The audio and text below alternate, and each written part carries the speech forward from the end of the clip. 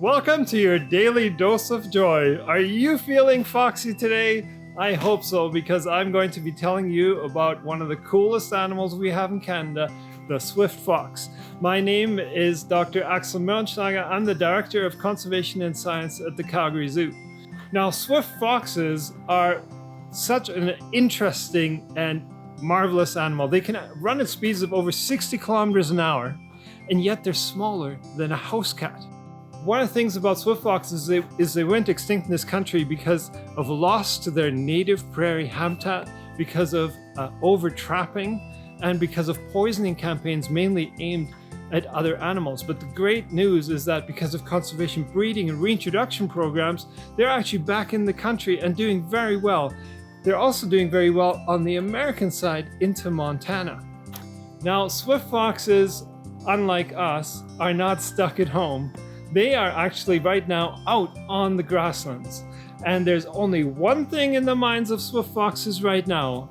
You guessed it, it's swift fox mating season. For us population biologists, there's nothing more interesting than studying mating season, because at that time we figure out how the populations can grow to be even better and bigger and more sustainable. Now, we've used some really innovative science where we actually use hairs from the different foxes to study the genetics to figure out where they go.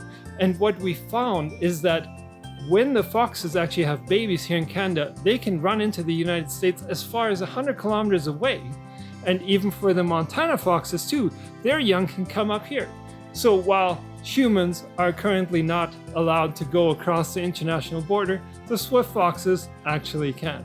Now, you might think that us conservation scientists have nothing to do in this time when we're working from home, and there's nothing that could be further from the truth.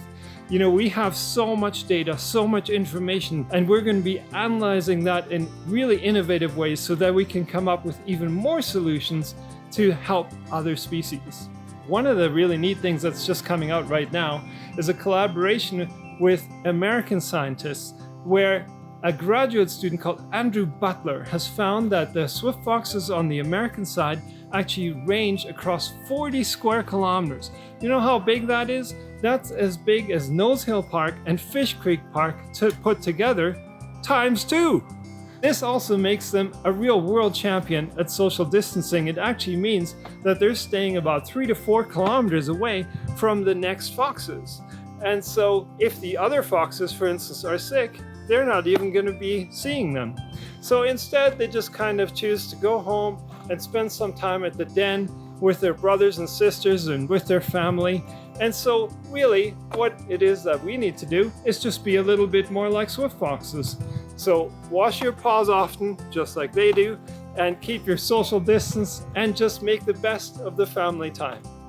Thank you all, and thank you for supporting wildlife conservation.